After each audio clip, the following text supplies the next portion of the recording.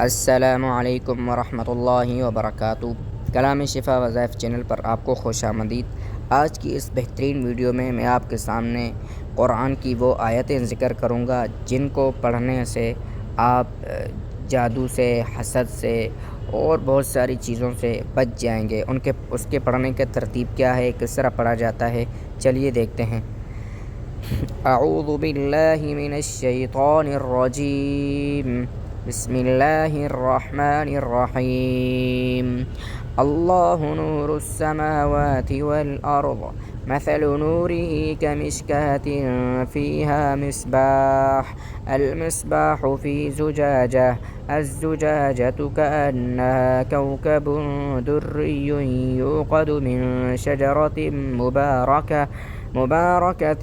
मुबारकतिन ज़ैतूनतिन ला शर्क़िय्यतिन वला ग़र्बिय्यह यकादु ज़ैतुहा युज़ीअु वलौ लम तमससहु नार नूरुन अला नूर यहदिल्लाहु लिनूरिही मन यशाअ वयज़रिबुल्लाहुल अम्साल लिन्नासि वल्लाहु बिकुल्लि शैइन अलीम।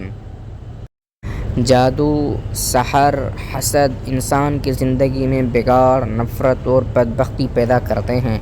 सूरत अन-नूर की आयत नंबर 35 की 41 दफ़ा तिलावत करें, इंशाअल्लाहुल अज़ीज़ अमराज़ से शिफ़ा नसीब होगी, यानी इन बीमारियों से आपको शिफ़ा नसीब होगी।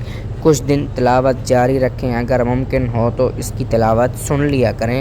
इंशाअल्लाह आपके अंदर से, अगर आपके अंदर ये बीमारियां हैं कि आप किसी से हसद करते हैं, अल्लाह न करे, किसी से नफ़रत करते हैं, अल्लाह न करे, या कोई आपसे हसद करता है, कोई आपसे नफ़रत करता है, कोई आप पर जादू कर रहा है, तो ये बीमारियां इंशाअल्लाहुल अज़ीज़ आपके करीब भी नहीं आएंगी। उम्मीद है आज की वीडियो आपको पसंद आई होगी। अगर आपको वीडियो पसंद आई हो तो लाइक, कमेंट, शेयर ज़रूर कीजिएगा।